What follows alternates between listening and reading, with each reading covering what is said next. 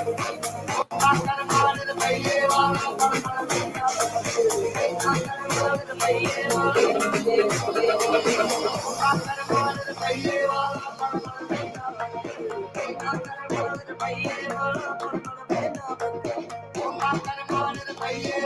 welcome to the show.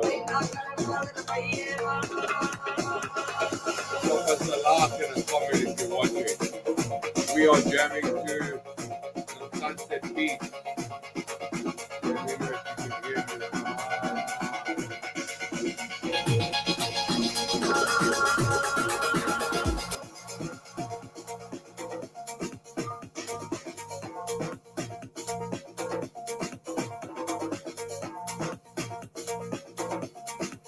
Drop us a GM in the chat. Drop us a GM in the chat if you're listening. If you're here, the breakfast show, baby, let's get it going. Let me send my co-host the link.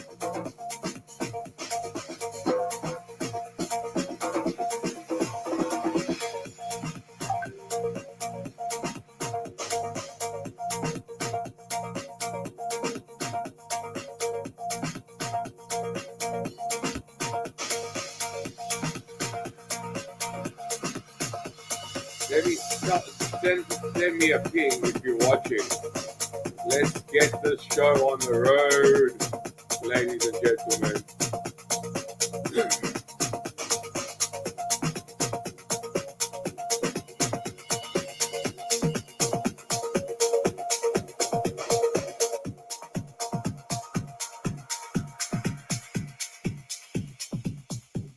So the beats are a little softer. We can go over this beautiful chart over here.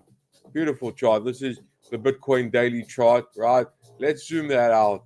Let's zoom that out into a 1 year chart. Beautiful chart. You see, we're hovering. We're trying to get, we're trying to get out of this range. We're trying to get back up there. But you know what? Bitcoin is stronger than ever, and there's so many different metrics that are just hitting all-time high. Like if you take a look at the hash rate, right? You take a look at the Bitcoin hash rate, the Bitcoin hash rate versus price, right?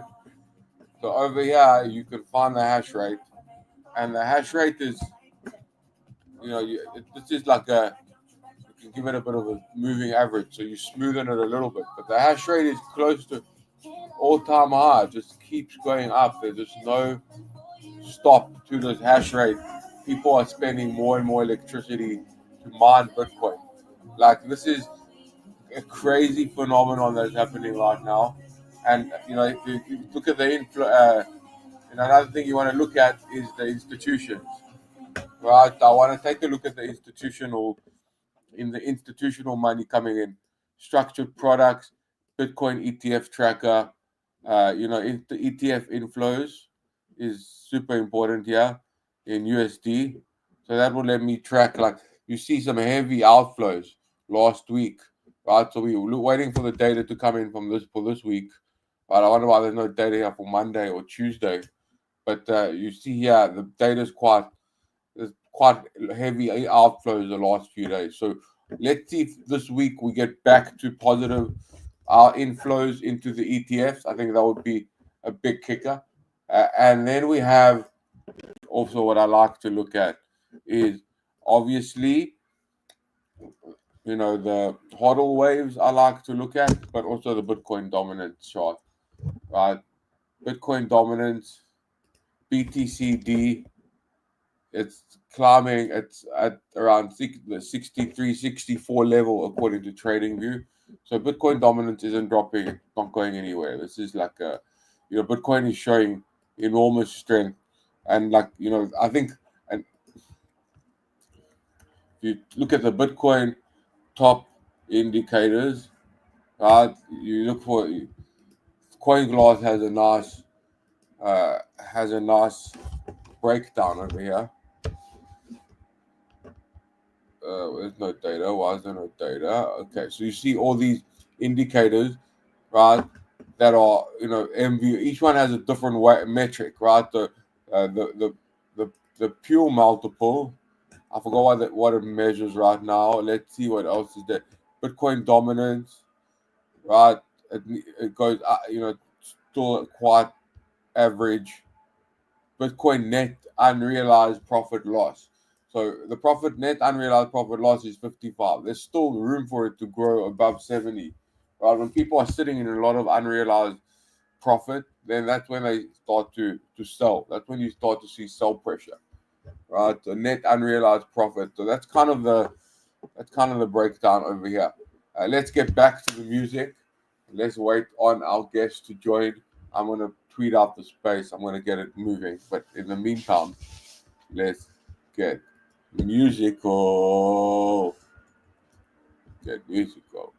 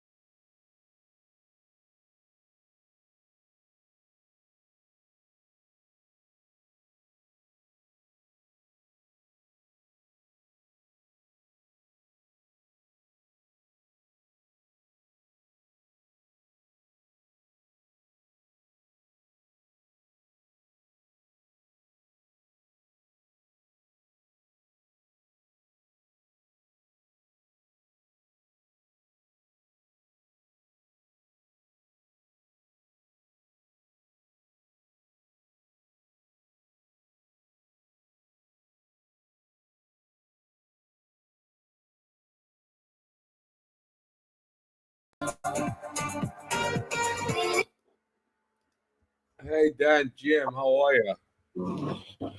Morning, morning. How are you?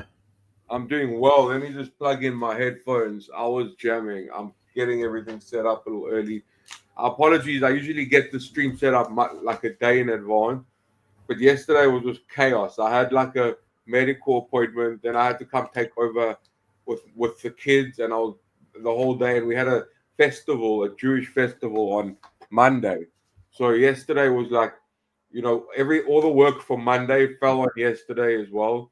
So it was just chaotic. But today I'm back in the zone, so we can dive deep into what you guys are cooking over there. I'll have a lot of questions, obviously. I mean, as a Black Mirror enthusiast, about your. Fantastic. Then we're going to have lots to talk about. We'll be fine. Like I used to have a roommate. I lived with the guy for 5 years before I got married, and like our fun, like what we used to do, as like a pass the time, is we used to watch Black Mirror and just kind of not watch it like normal, but like watch it and then pause it halfway through, and then like have a little like session in the room about it, like how close are we to that future, what needs to happen for that to take place, how and we would rate the scenarios like 1 to 10 and then press play, order pizza or whatever. So we used to break it down. I remember that episode where they downloaded someone's personality into the body. That was the one that kept us up all night. We couldn't stop. Like we couldn't go to bed until we, hashed that out. Yeah. I think that episode's called "Be Right Back." It's talks about like grief tech and afterlife tech. I love talking about that side of things.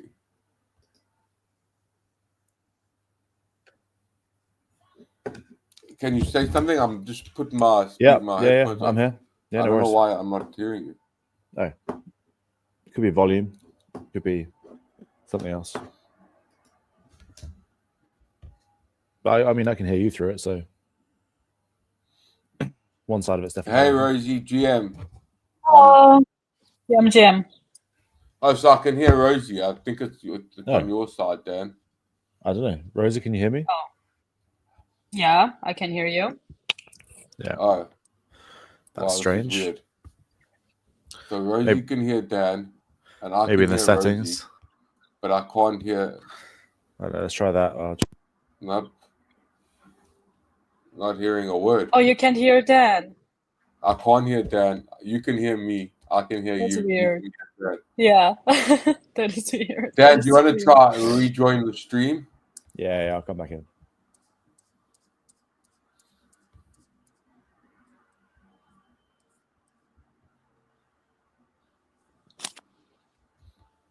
There we go. Thanks for inviting us, by the way.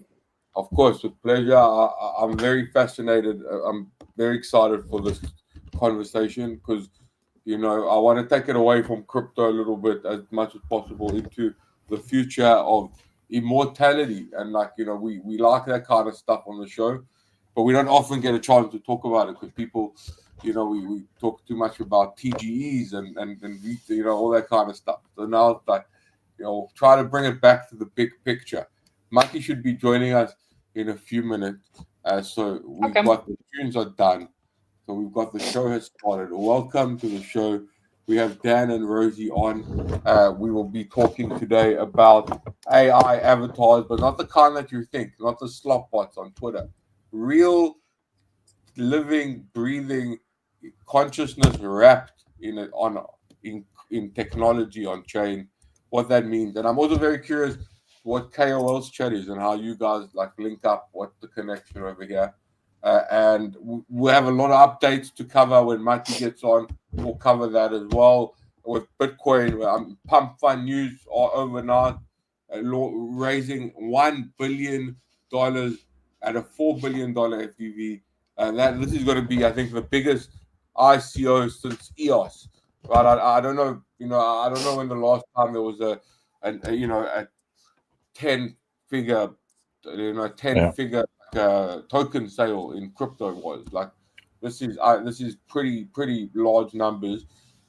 Meanwhile, all the other coins, the VC coins, the launchpad coins are cooked and struggling to scrape together capital. But I guess if you do make $700 million in revenue, you can push your valuation a little bit higher than the rest. Yeah, I mean, it just changes the face of the whole space, right? I mean, pump.fun pretty much killed the alt season when it should have come through, because everyone just got distracted by shit coins, and they'd be able to like launch their own token in a few seconds, and essentially that just drives a huge amount of capital and otherwise retail attention onto these micro caps that everyone was just sort of, I guess, playing with it. It made it fun. It wasn't about the tech anymore. It wasn't about any sort of real business metrics. It literally went pure speculation and fun side, and that took, as you quite rightly said, like 700 million worth of revenue, and I actually don't know the figure for the amount of billions that actually went into pump.fun overall in terms of launching and then trading the actual coins on there during that I guess Christ, only like 1 year period even. And so it's I mean, it's at the cost of a proper alt season, because all the money went into these like just nonsense launches. Yeah, I mean, like at the end of the day, you call it nonsense, but I think there's a big, what's the word I'm looking for? Like a defeatist, like nihilist, like NIHILST, like nihilism, where you just kind of throw your hands up and say, like, everything in crypto is speculation. It's all a casino. Like altcoins don't have so much, like they're not so much more real than the memes, if you know what I'm saying. Like the typical altcoin, it doesn't give you upside if the company gets sold. It doesn't give you any revenue stream, any dividend. Up until recently, it couldn't give you any revenue streams, any dividends. So the average altcoin allows you to vote in governance. You get some staking rewards from God knows where, like no one knows where the yield's coming from. And that's it. And then memes just took that like pretend utility away, because no one's voting on Aave governance except for 5 or 6 major guys that are connected to Vitalik and Joe Lubin or whatever. Like the average guy on the street who owns 1,000 Aave, he's not voting in governance. It's on his Binance, and he wants to sell when number go up. Yeah, So but Aave is a very good example though, because Aave does actually have on-chain functionality, on-chain utility, and on-chain transaction and fees. So when we're actually talking about a token that is intrinsically linked with the actual project itself, and they were building something new at the time for the space, I guess that's what I mean. It's more linking to development and actually behind projects that want to build.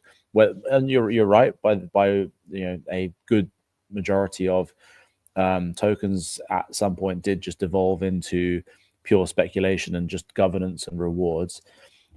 But there was there was, and there still is to a very, very small extent, a time where people were using it to fund and build real and new technologies that they thought were going to be a lot bigger than they ended up being. So otherwise the developers wouldn't have built stuff. There was an entire DeFi ecosystem built around an entire essentially new financial structure, and it was the wrong, in hindsight we look back and we see that the adoption was wrong, and it ended up just devolving into this speculative money grab and chase.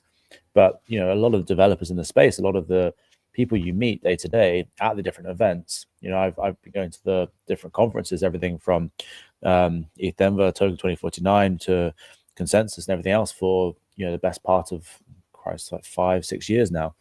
And there has been an obvious shift through that time, but a lot of those, I guess the first 3 or 4 years, everyone you met was in like building for the sake of building, not just for creating a token to extract value. There were those people around, and that's and that was part of the game. Though, in the same way that there are typical VCs out there in traditional finance who are there to extract maximum cash.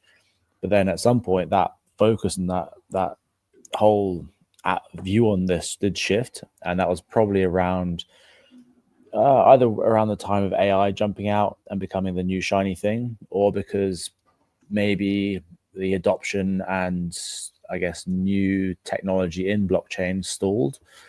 And I think those kind of coincided with each other anyway.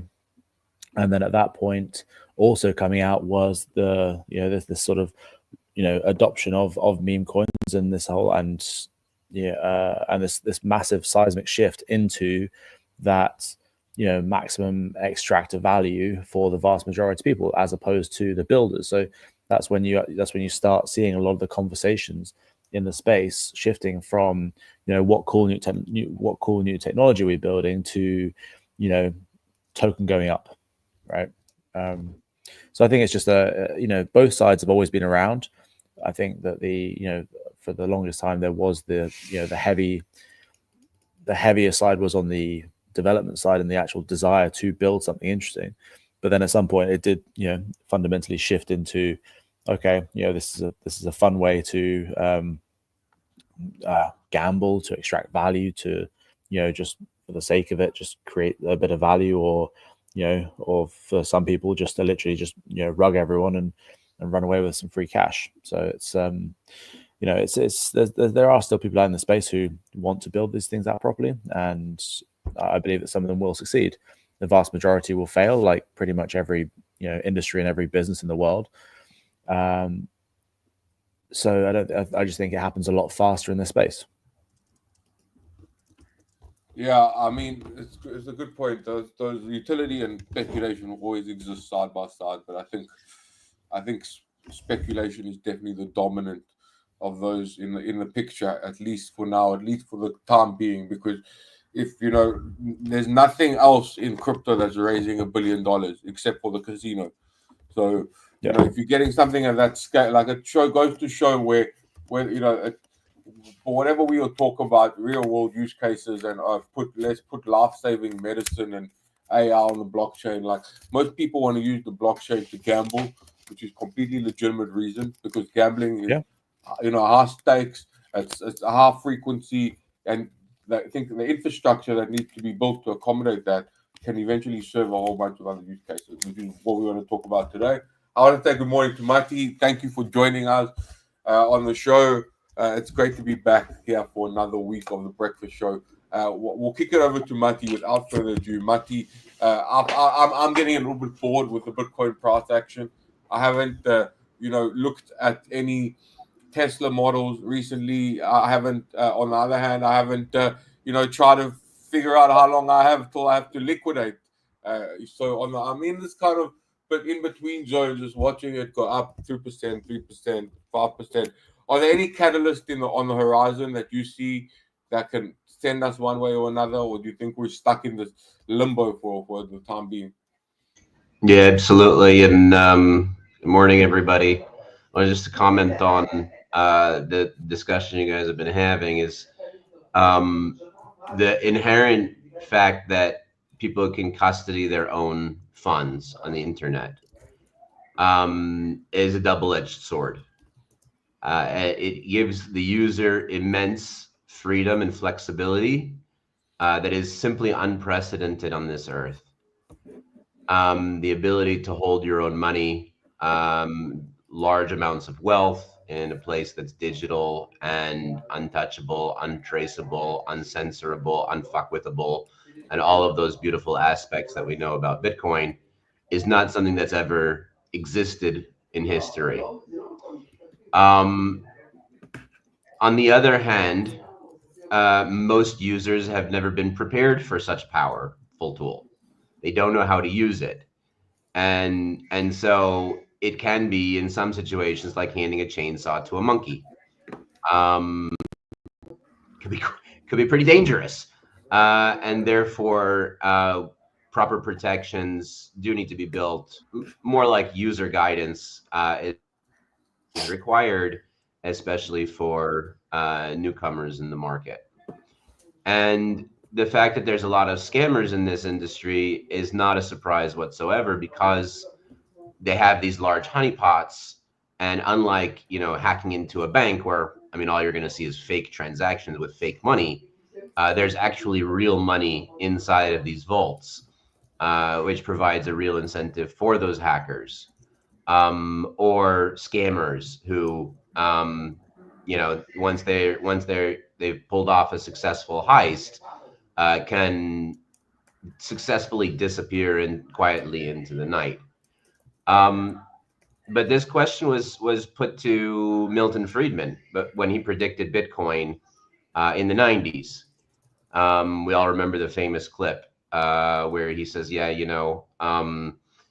what's soon to be invented is a form of digital cash, which can be used like a $20 bill, me handing it to you with no third party involved. And the very next breath, the very next sentence that he says is, yes, of course, people are going to use this for illicit purposes. But ultimately, the good far outweighs the bad. And that's what we're here to do, is to help the good side win. And I think that's what most of us in the crypto world who are doing this for reasons of the betterment of humanity and not for purely personal gain. I think that's our mission, and that's our life goal. Yeah. So on that note, you asked about what the catalysts are. I think we saw just before I went to bed, there was a pump.fun token that's looking to raise $1 billion. Yeah, that's what we were talking about. I don't know about their how altruistic those guys are. I very happy that they removed the video stream from their platform because that was extremely toxic.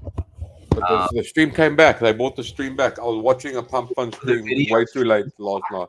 The video stream back. Yeah, I was watching Gainsy last night. He has quite a good stream going there. But so far, it's just people talking shit. I haven't seen anyone, threaten to shoot their panda in the last couple of weeks. But maybe that's just the Star we're in. Yeah, I mean, I've seen like very, very illicit things happening on those video streams of epic proportions that I've never seen before.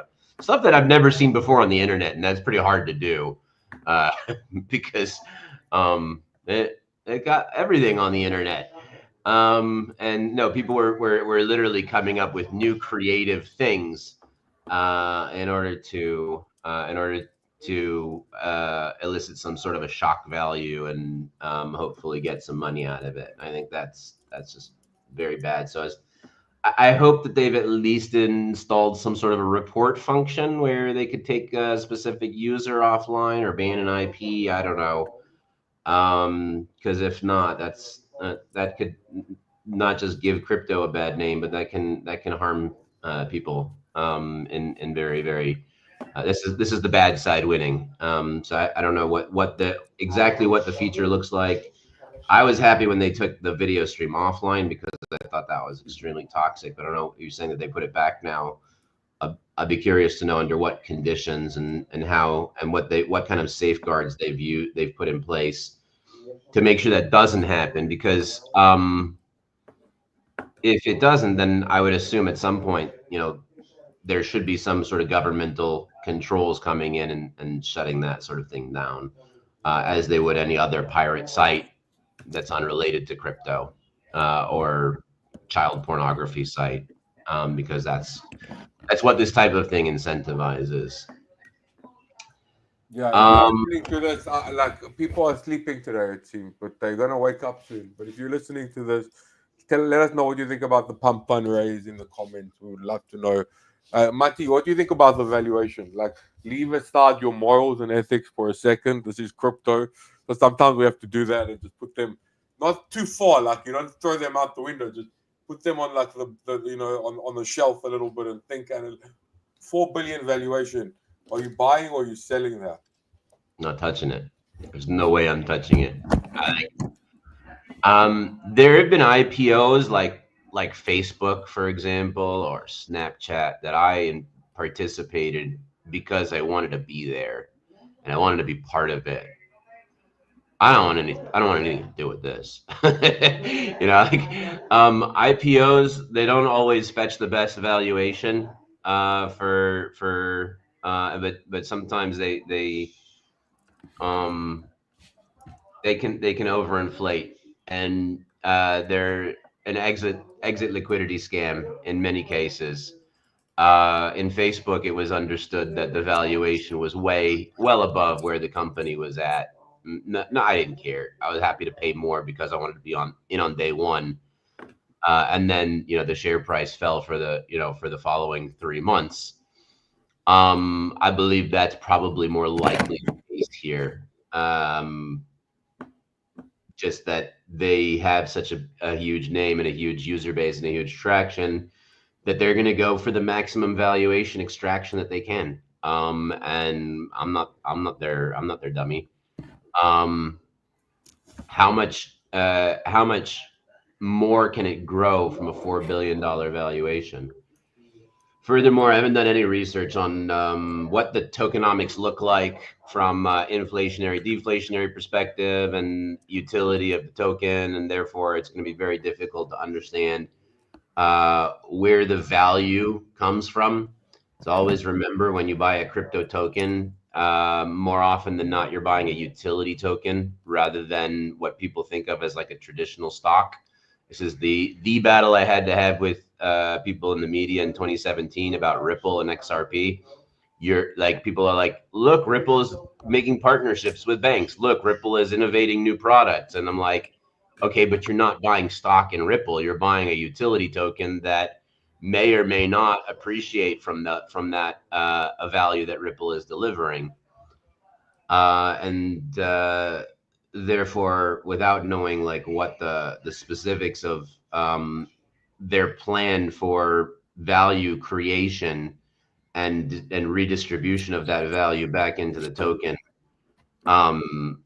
there's nothing further to say about that except that $1 billion is a lot of fucking money, and they better have something very, very solid to back that up if they think that's going to hold water.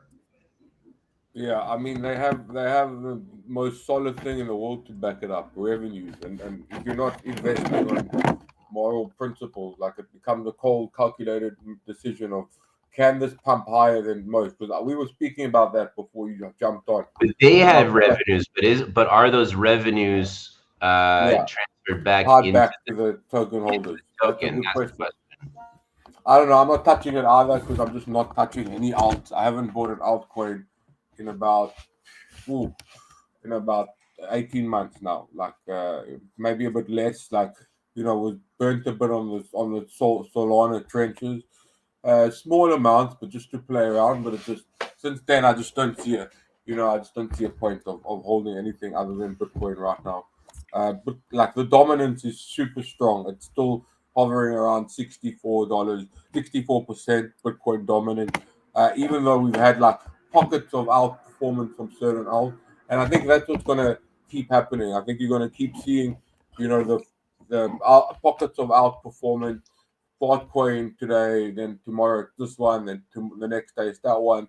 But a sustained alt, like alts are no longer multi-cycle hold. Like that was my problem going into the cycle. Like in the previous cycle, if you bought an alt at the middle of one cycle, you sold it at the middle of the next cycle, you probably made some money.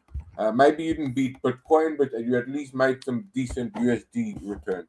But in this cycle, it's just alts, you can't hold them for longer than 2 weeks. Like this, the market regime are so much more compressed for alts that I struggle to see what's going to take them out of this funk, because it's definitely not going to be pump.fun raising $1 billion, because that's just going to push the market more to the direction of these quick, dirty, bundled launches. Like nothing, going into the thought out process of building sustainable tokenomics that can withstand the test of time. So I like, for me, I think alts are cooked. But I want to introduce you guys to the people, and I want to get into our main topic today. Mati, I think you're going to love this topic because it's a little break from the. These people look amazing. I don't know who you are. You don't have any name tags. Let's put some name tags. What there's a name for the lower third. I forgot it. I haven't been in media for too long. It's not a monogram. It's a. Darn it! Now it's bothering me.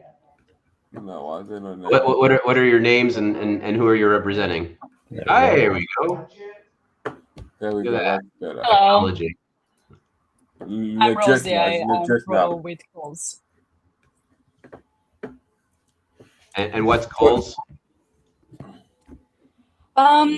Calls is AI-powered influencer marketing agency. We are scaling KOLs and influencers in the space, using AI to automate their content and scale their influence. That's fun. So I want to kind of dive into that. Like, I'm an AI content junkie. Like, my business is basically to operate a content farm.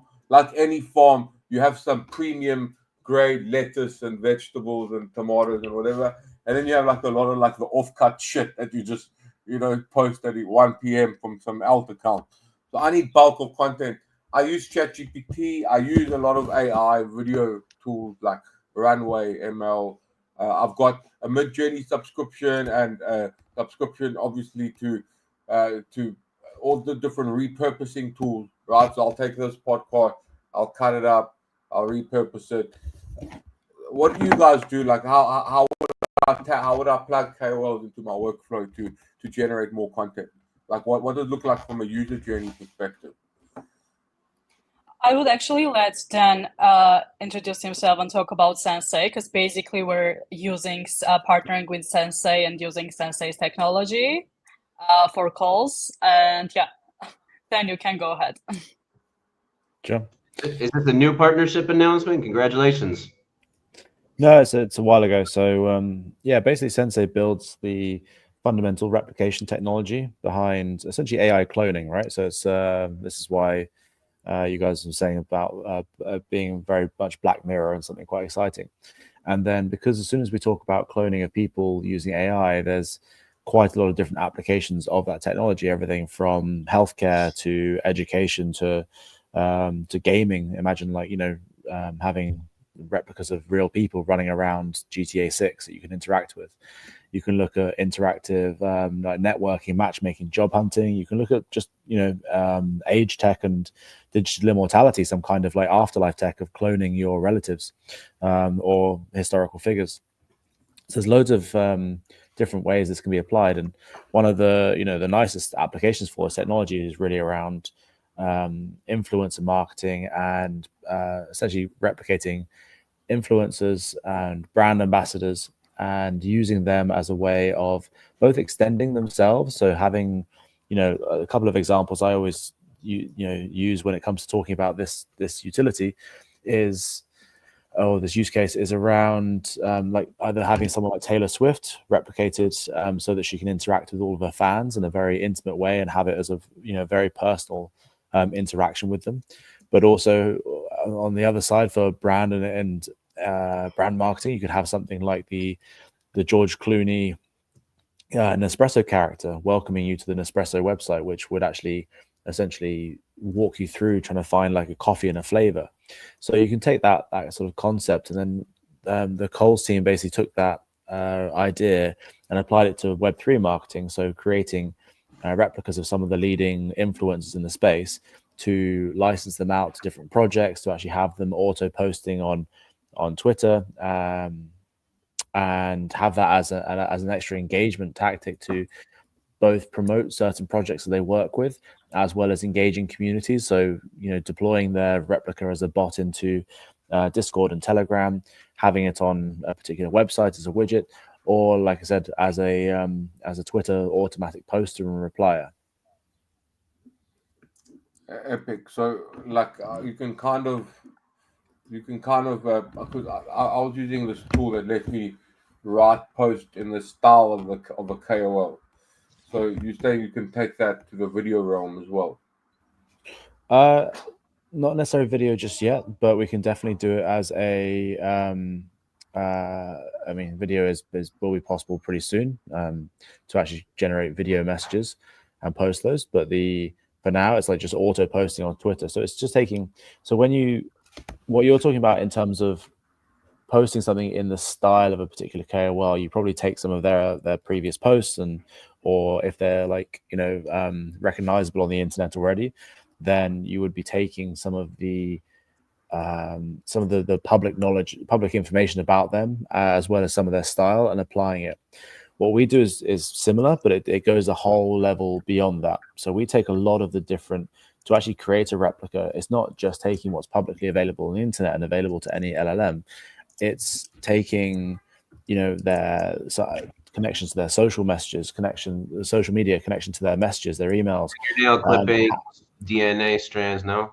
Not quite yet. We'll get to that. Don't worry. There's like we've identified like 350 different data sources alone before we even start looking at like biology and different inputs there. So we've got quite a lot of work still to do. But you have thought about it.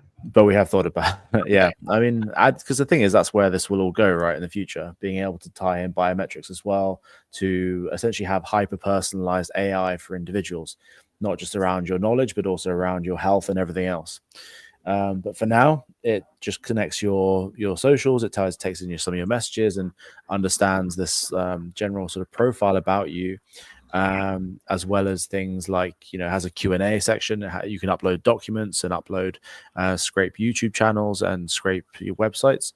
And that basically gives it this like a much deeper version of that person. And then with that, you can then use what essentially the engine behind Sensei is what we call a wisdom engine. That combines the different LLMs along with hallucination checkers to avoid any sort of misspeaking and guesswork. It has user and situational awareness, so it knows which platform it's posting on and which user it's interacting with.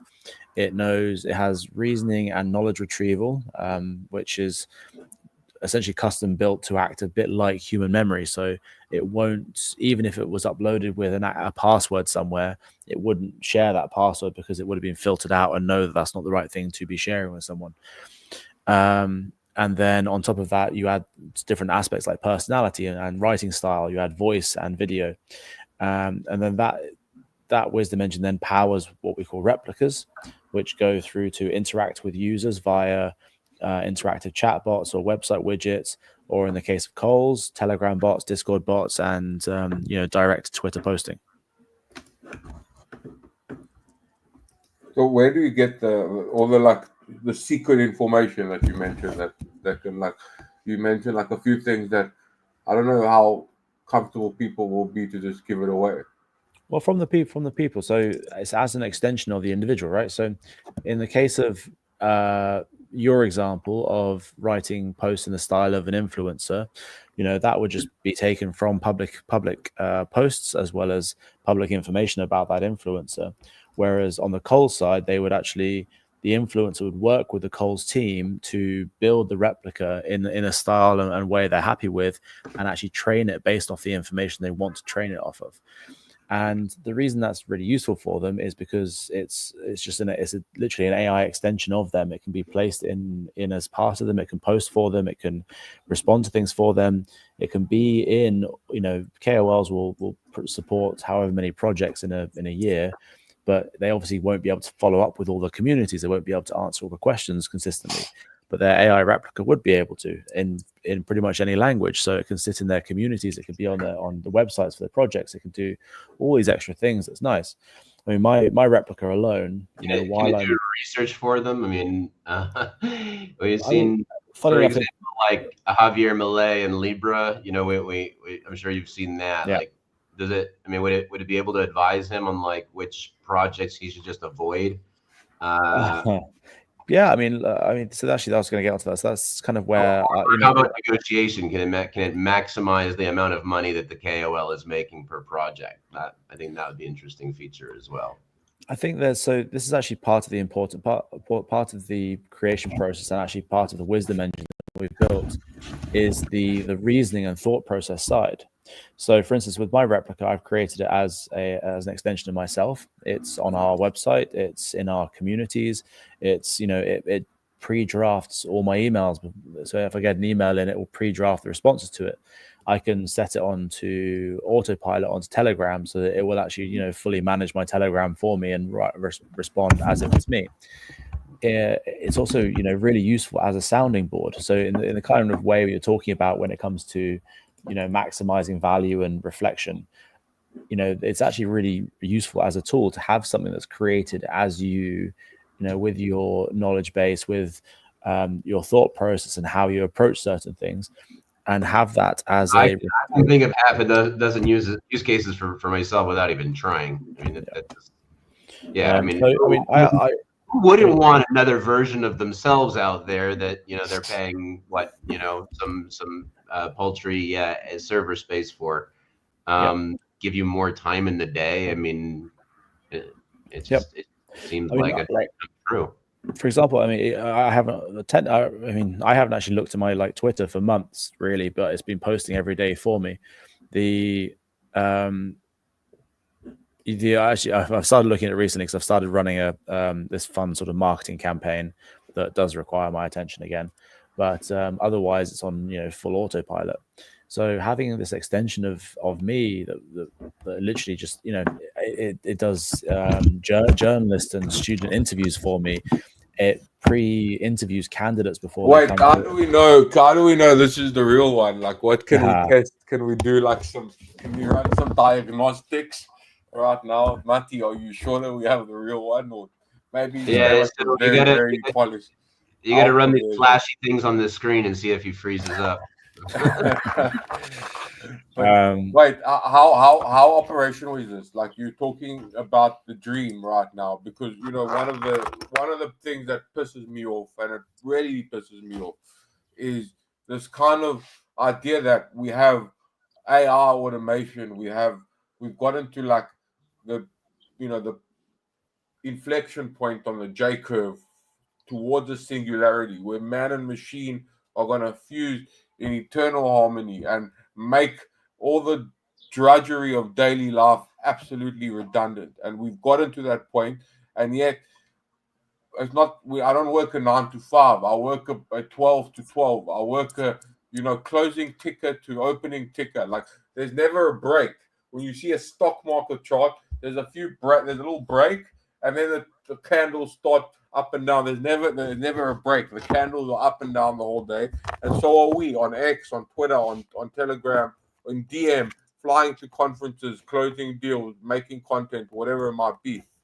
So if what you're saying is true, that you've given me the holy grail, because I'm shocked that we don't have more time to ourselves in the day, given that we have all these tools at our disposal. And my kind of 3-year plan for myself and for my business is to get to a point where I'm 80% automated.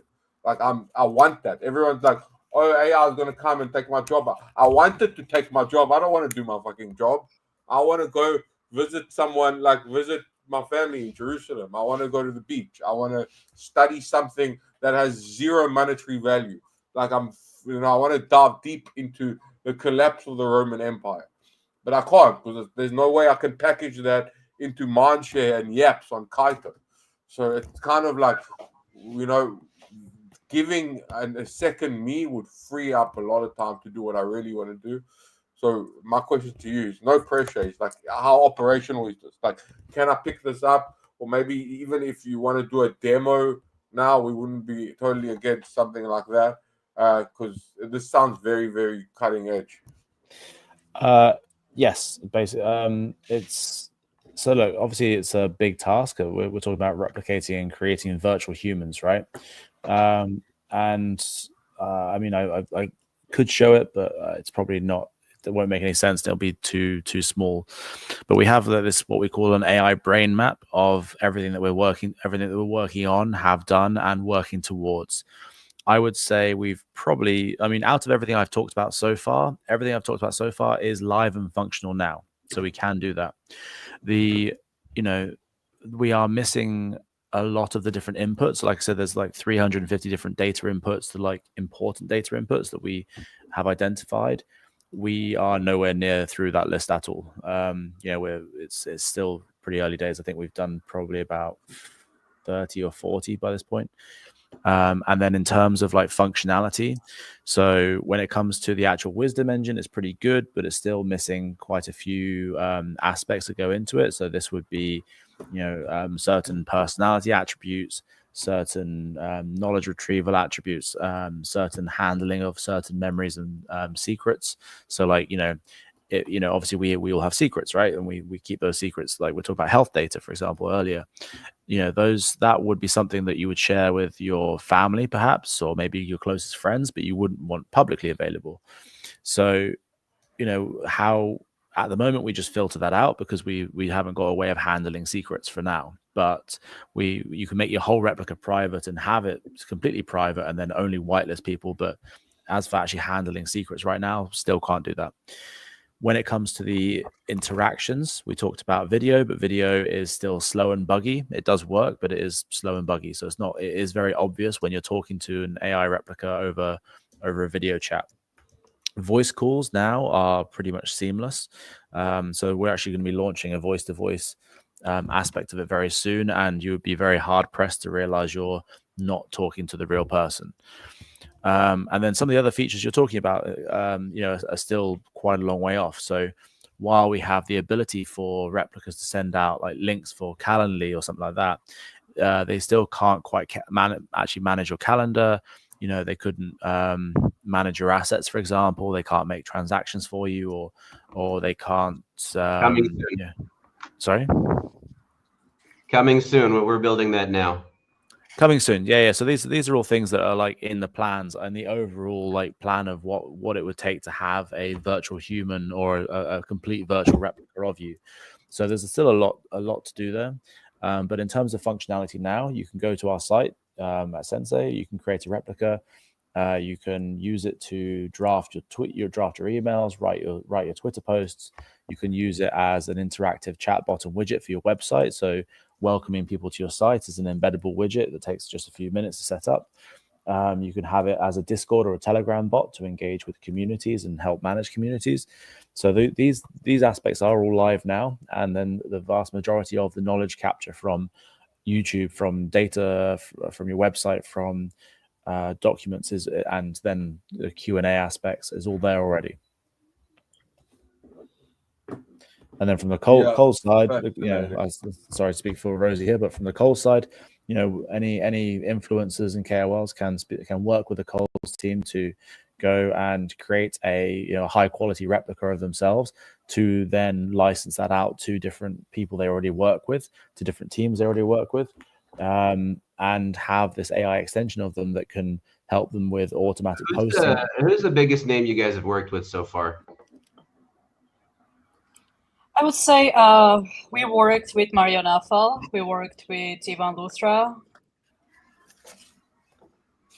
There's Mando City. There are like a few tier 1 KOLs. We have 40 something KOLs on board. I love cryptos. Like any other industry, like who's the biggest name we worked with? Oh, we worked with like David Schwartz, and we worked with Rick van der Merwe. And it's like I worked with Fluffy Panda and Black Jesus, and also my design partner is autistic bread. And I worked with Inverse Draw. We've been pumping out content for a little small little shit. But that's the game. I want to try it. KOL. What's the workflow? What's the onboarding flow like? I come and how do I get started with something like KOL's chat? Excellent question. Okay, so the main key difference, like from calls from any other projects that are building like AI influencers, AI agents, that we're actually just partnering up with the real KOL, and they either they are coming to us or we are going to them and pitching the idea, and they are giving their data. We basically Sensei's technology giving us the opportunity to basically just scrape their content and got all this Twitter content, their YouTube information, and do that like automated. But the KOLs themselves can basically give us any information that they want, any writing style, any tone of voice, and after that, I'm the person who talks to to the KOL, and onboards the KOL. After that, I'm starting the replica creation. Most of the 80% of the things are automated. Everything from the internet that we can find about him, and training to adapt to their style, their tone of voice, their writing style, even if they're using these certain emojis or not. And after that, there are some manual parts that we're doing based on the information that KOL provides us that it's not available on the internet. And what we're basically doing is we have the technology to automate their content. We can access to their content via the replica, their Twitter, and post via the replica. We are connecting them to these projects who want influencer marketing services, and we are providing these services at a discount, because basically their AI replica is the one who's going to post that and write the content and organize everything, and they're not going to do anything, but the replica is basically writing in their style, because this is what they think, what kind of values they have, and what kind of beliefs they have. We're also using this. If I were to come to you and say, hey, I want a digital Monty Greenspan, what would be first steps over here, and how would you get that off the ground? And more importantly, how much would it cost me? It's not going to cost you anything. I'm going to basically we have some tell me that I'm Jewish. talking about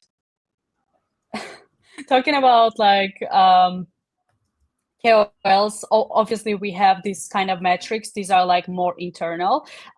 Whether the project is going to partner with the KOL and create the replica and spend the time on it. It's mostly also coming from what kind of projects that we have in line that want to and what kind of KOLs they want to partner up with, and also checking some metrics, whether if in the 90% of the account is botted and everything is faked, basically the KOL has no influence in that case, and they're if you provide these services to any projects, they're going to be disappointed. So this is also a metric that we consider. But yeah, the replica creation costs KOL nothing. We are going to create it for them. They are going to spend a little bit of time on some questionnaires, which have some personal questions and some questions that are not on the internet, but whatever we can to get from the internet, we're doing that. After that, once the replica is complete, we connect them with projects, and some projects just take the influencer marketing services and the replica posts from their account. And also some projects, if they're interested in having these KOLs as moderators on their Discord community, on their Telegram community, they can also request those services as well. Sign me up. Sure. Yeah, we would love to create replicas for you guys. Yeah, I'd be happy to. Let's see what you guys can do. I mean, one of my biggest constraints is time, and I often get invited to more than one interview at the same time. If we can split that up and have some sort of a digital representation of me or whatever, have me tweeting more often about the things that I care about, and I think that would be very positive. That's the idea. Yeah. I need that as well in my life, pronto. Yeah, no, it's super useful. I mean, honestly, I guess I'm a pseudo influencer for my own business, and it's it's super useful having that kind of personal relationship with people when they first come to the site. That's customers, that's clients, that's even like I said, even candidates.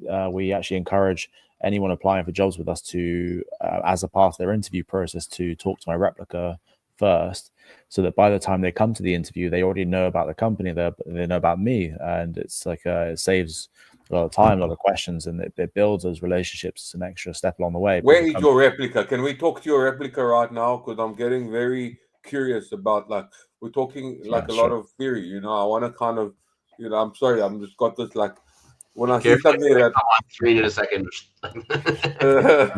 Yeah, let me share. Here he is. This is Dan AI Thompson. So yeah, we have it on our website. So on the sensei.io website, so you can go to sensei.io, sensay.io. You've got him down here, so you can literally just ask him about, I don't know, what is Sensei? I know this is a really boring question, but it will do it. And pretty much, I mean, literally, I always, it's one of those things, you put you on the spot and you never know what to ask, but you can literally ask anything about the company or about me, and it's got, you know, good answers. You could go through to the personal Dan page, which would be sensei.io/Dan, where you can actually go and have a more detailed, you know, personal conversation with my replica that can do that over text and voice. And then, you know, we also have it available as a video avatar. So this should be a bit more interesting. So this is actually on my personal website. So this is danthompson.ai, and you can actually interact with a video version of this with the Sensei knowledge base behind it that actually comes up as a video avatar. Now, again, the reason we don't talk about this one too much is just because it is still buggy, slow, a bit experimental. But you can say, like, hey, what's up? Hi, Dan, how's it going? Hey there. I'm doing well. Thanks for asking. Just navigating the wild world of travel and tech. What's on your mind today?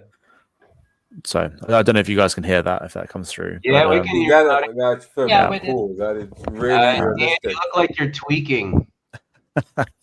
saying, Dan, That you is look like really realistic. Sometimes it's all a bit too experimental, right?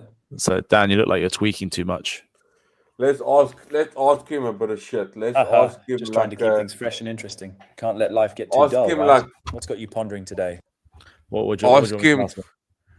Ask him about what's the best way to make my first $1 million in crypto. All right, let's try that one.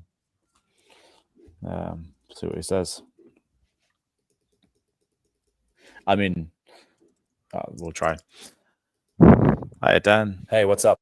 What's the best way to make? Absolutely. What's the best way to Let's make do your it. first What's on your mind? $1 million in crypto?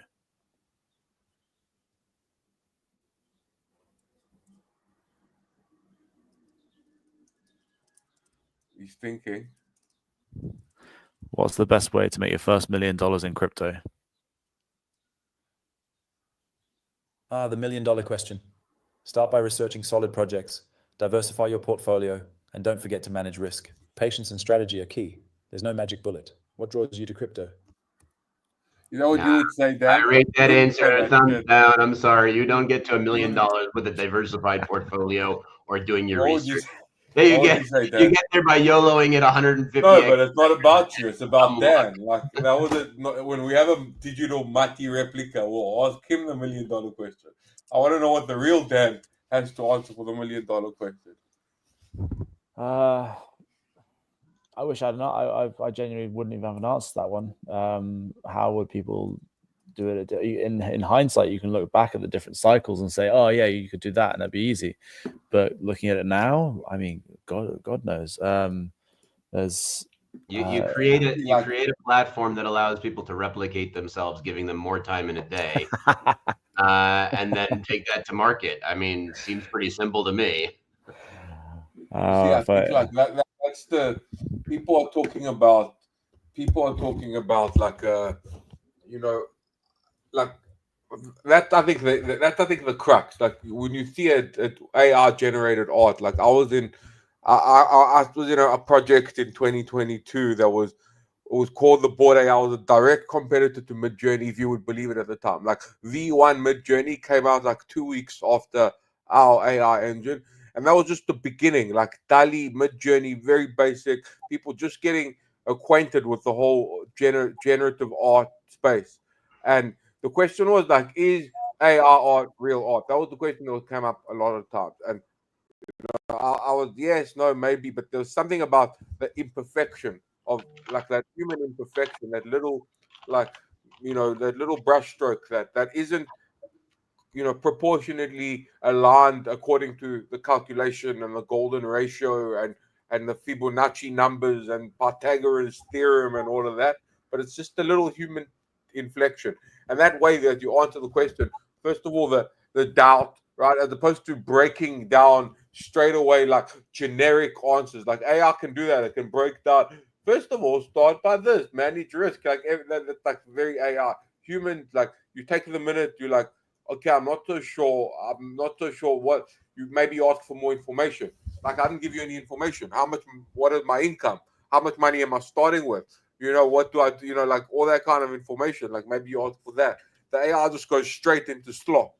So I think, and that's like that 5%, that 10%, that 1% humanizing it more so that it has sarcasm, right? The AI sounds a lot like older, like some older relatives of mine that just have no sarcasm. They don't know how to. They don't get banter. Just like whoo, it's just like straight up sarcasm, doubt, like context, the personality. Like it's still not.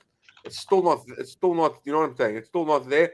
And that part is much harder than what we had before because getting to the first 80%, it's like the Pareto principle. Like the first 80%, was, I wouldn't say it was easy, but like from GPT-2 to GPT that we have now is maybe 3 years, 4 years of development, and it's come leaps and bounds. But crossing that next 10% will take, I think, as much time, if not more. So I asked your chat on sensei.io/Dan the same question that Dudu asked you. It did give me a remarkably different answer. And is this around how to make $1 million in crypto? Yeah, because I mean, I wouldn't have trained it on that. And like I said, I wouldn't even know how to begin. Okay, so I think a more pertinent test would be like a blind test, like ask the real Dan Thompson 20 questions, and then ask the AI those same 20 questions and see how the answers stack up against each other. I think that would be very interesting. Yeah, so that funny enough, that is actually how we do benchmark. So obviously it depends on the amount of training and the specific questions you are asking. So it does have to be questions that are, I guess, relevant to the job. So if you're asking it questions about my life and about the company, then those 25 questions that we benchmark for those kind of things, it scores extremely highly. Obviously, when you get into the nuanced questions of pretty much anything else, and especially if it's outside of my knowledge base, like I genuinely wouldn't know how to tell someone to make $1 million in crypto right now, if ever. Shouldn't it then just say, look, that's not really my area of expertise, go ask ChatGPT or something? But it seems like it's really trying despite the limitations of the training. So this is a setting that we actually play around with on our site, but because our DAMBot's used in quite a lot of different scenarios, it's right now that essentially it's called the hallucination checker. So this is essentially I can show you actually on like our CTO's one, for example. The problem is my replica is used for like literally everything, so we've got it switched off at this time. So if I show you our CTO's one, his replica has the hallucination checker set in, which basically allows you to. It basically means that it only will reply to things that it actually has the knowledge and understanding of, and also will show you the actual where the information came from to actually get that answer. So, for example, this is something you can set on pretty much every replica. Mine's currently disabled, but so if I went to any question for Marco, our CTO, he has the ability to actually pull up the data sources and show where the information came from, as well as the sort of confidence score in the answer. But it will come from the specific knowledge set that it has and where that comes from. So that kind of gets around that problem, so that essentially it's a setting that we have where it basically stops it hallucinating if you don't want it to. So it stops it from trying to fill in the gaps where it doesn't have it. Your AI apparently thinks that it's a real boy. I don't know if you know this or not. Yeah. again, because this is actually where it's he thinks that he's the real Dan. He's pretty convinced about this. I'm having an argument with him at the moment. So they should because again it's trained it's trained for a lot of different purposes, but I use it a lot for writing my emails, and even I have it auto responding for me on Telegram sometimes, and I've seen it have 100 message conversations with people. I've seen it have 40 message conversations with people who work in our company and know I have this sometimes without them realizing it's the AI taking over. Oh, seriously. So yes, so is that part of what you guys offer, like integration into Telegram and email, or is that something that you've cooked up on the side? Email, yes. So like for example, any I guess we talked a little bit about it already, but for example, any of the any email that I get in, like if I feel like I'm just sharing loads and loads of stuff today. So on my emails, if I get any kind of email coming in, I will get this is in my drafts here, I'll get a pre-drafted response to every email I get coming in that is a relevant email, basically written in my style, in my voice, as if I actually had time to write out the email in full. Now that is currently available for anyone. The Telegram autopilot we can do, but people don't really like the idea of having the Telegram on autopilot for some reason. I love it. I think it's hilarious and it's super useful, but people for some reason still don't trust the AI to be fully autonomous for them. For some reason, right? Because AI never makes mistakes or anything like that, right? Do you know what? This gets a lot better. And actually, ironically, I trust my AI more than I trust myself to write things. Between the time zone jumps, the jet lag, the general exhaustion, and the 1,000 messages that come through a day, like having to actually respond. How many to all of employees them. do you manage in? We're actually getting around to about 100 now across the various companies and contractors. And you feel that the AI can answer all of their questions for you, and maybe not all. Maybe not. I mean, that's the goal, right? That's the goal. I mean, when people say about is AI coming for our jobs? If that's the case, then literally the AI is already managing the company. I do go to Downbot with some questions sometimes and some decisions for a bit of objective advice, if you can put it that way. But when people say about AI coming to take people's jobs, I fully put my hand up and say that my job will be one of the first ones that goes, and I'm very happy about that. Right, but the difference between you and Dudu is you're going to spend the time on the beach, and your AI is then going to hire a digital Dudu, and he's going to be out of a job. Who knows? We'll see. Why are you doing me a dirty like that, bro? I'm just highlighting.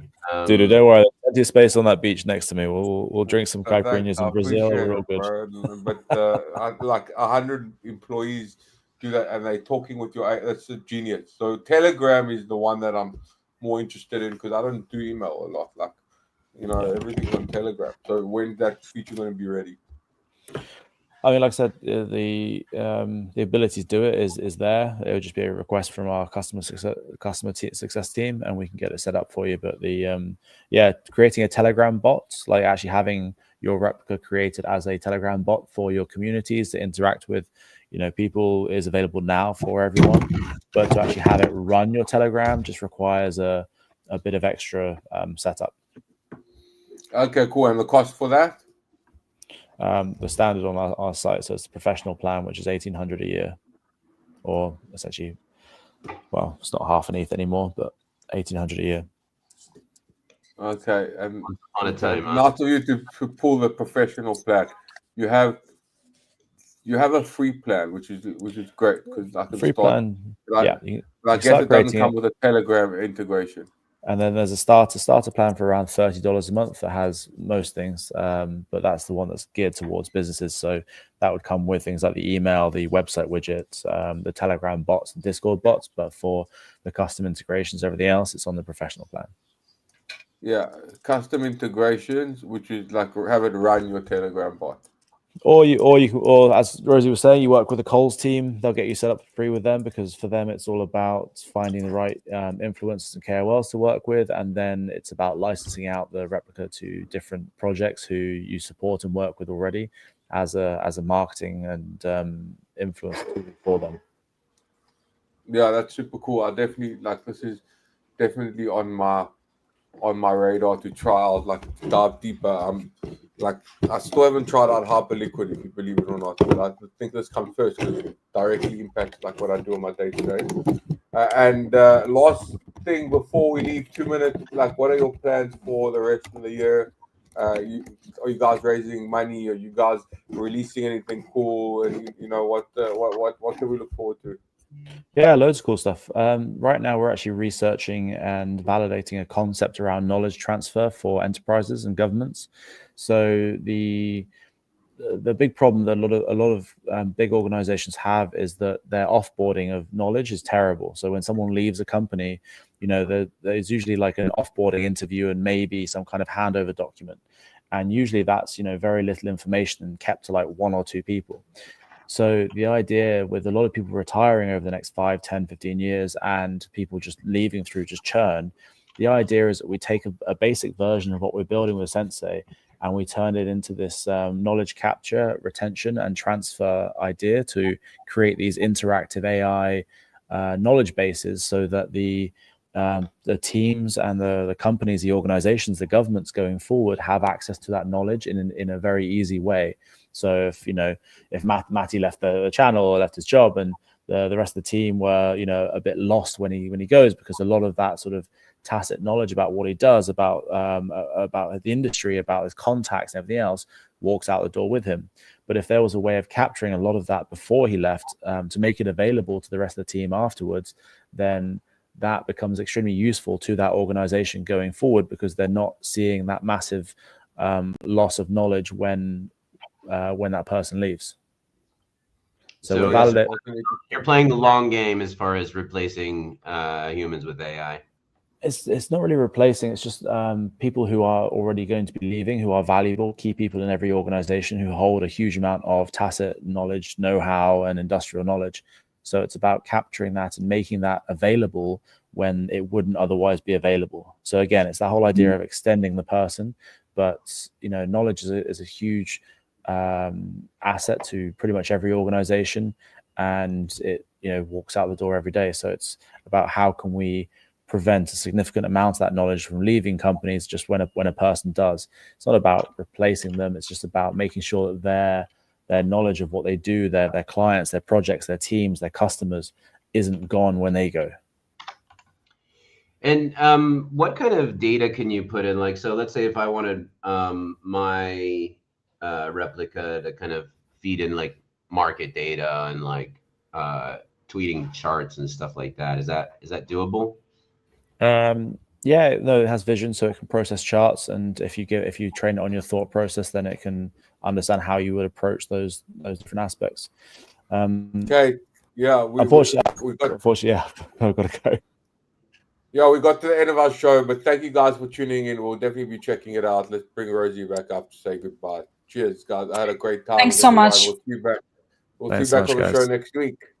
All right, bye now.